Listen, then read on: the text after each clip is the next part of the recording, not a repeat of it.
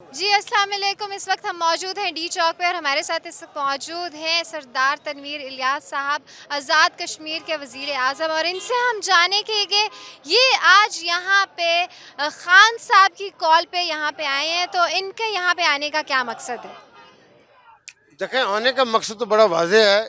ہمارے جو قائد ہیں، چیئرمین تحریک انصاف عمران خان صاحب نے اپنے پارٹی ورکرز کو بلایا، ہم ان کے ورکرز ہیں اور چیئرمین نے کال دی، ہم اس کے لیے یہاں پہ حاضر ہوئے۔ بنیادی طور پہ دیکھیں، ڈیموکریسی کے اندر ہوتا یہ ہے کہ تمام پارٹیوں کو یہ اختیار ہوتا ہے اور یہ ان کا حق ہوتا ہے کہ وہ جمہوری معاملات کے لیے جلسے بھی کریں، ریلیاں بھی نکالیں، جلوس بھی نکالیں۔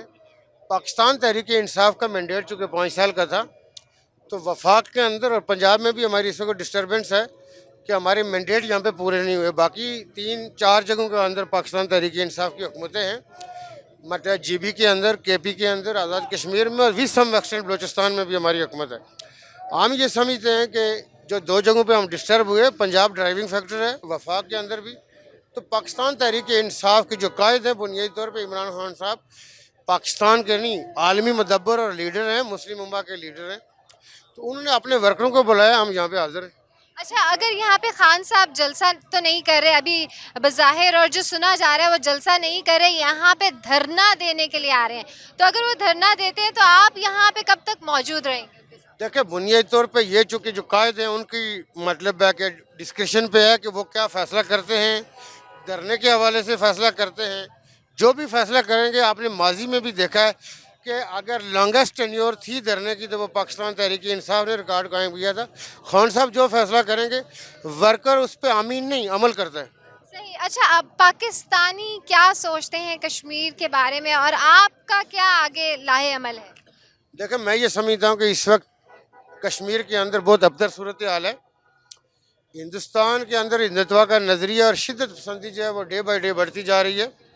اسپیشلی آپ نے دیکھا کہ مقبوضہ کشمیر کے اندر ہمارے ایک بڑے لیڈر یاسین ملک، جو ناؤن دنیا کے لیے فریڈم فائٹر ہیں، جس گونڈے انداز میں انسانی حقوق کی آج پامالی کی گئی، دنیا کے جو بڑے بڑے ادارے، اقوام متحدہ سمیت میں سمجھتا کہ جتنی عالمی تنظیمیں جو انسانی حقوق کے حوالے سے کام کرتی ہیں، OIC ہے، ہم پہ تماچا مارا گیا ہے اگین۔ اور پچھلے 3 سال میں 5 اگست 2019 سے لے کے یہ جو چائے والا اس ریجن کے اندر میں سمجھتا ہوں نہیں، پوری دنیا کے امن کو داؤ پہ لگا بیٹھا ہے۔ ہم اس کے آج کے فیصلے کی بھرپور مذمت کرتے ہیں، اس کے اس فیصلے کو ریجیکٹ کرتے ہیں۔ تمام بین الاقوامی فورم کے اوپر ہم آج بھی عالمی قوانین کو ماننے کا اعادہ کرتے ہیں، لیکن ہمیں اگر مجبور کیا جاتا رہا تو ہم یہ سمجھتے ہیں کہ یہ جو موذی ہے یہ ساری دنیا کے امن کو داؤ پہ لگانے جا رہا ہے، پھر اس خطے کے اندر بھڑکنے والی آگ ساری دنیا کو ڈسٹرب کرے گی۔ اچھا، آپ کا آخری میرا سوال ہے کہ جو آپ کا احتجاج ہے، کیا یہ پر امن احتجاج ہی رہے گا یا پھر کوئی تصادم کا کوئی انتشار کچھ ہے ایسا؟ پاکستان تحریک انصاف کا احتجاج یقیناً 100% 100% پرامن ہے۔ ہم یہ مطلب ایک جمہوری پارٹی ہے، امن کے اوپر یقین رکھتے ہیں، اس کے اندر تو کوئی دوسرا ایلیمنٹ ہو ہی نہیں سکتا۔ جی، ہمارے ساتھ اس وقت موجود ہے وزیر اعظم آزاد کشمیر، اور آپ نے دیکھا کہ وہ یہ کہہ رہے تھے کہ یہ جو ہم احتجاج کر رہے ہیں یہ پر امن احتجاج ہے۔